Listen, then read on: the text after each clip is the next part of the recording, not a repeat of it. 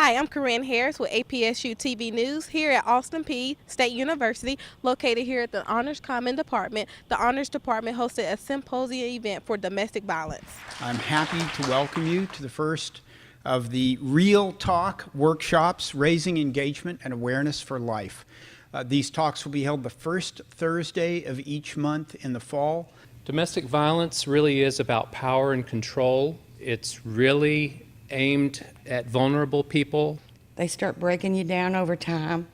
Most of the time it's a woman that's a victim, but not always. We have men that have been victims. True domestic violence is actually the best kept secret. So we have to learn to step out of that, and we have to almost be magicians to figure out what really happened, because we're not going to get told the truths.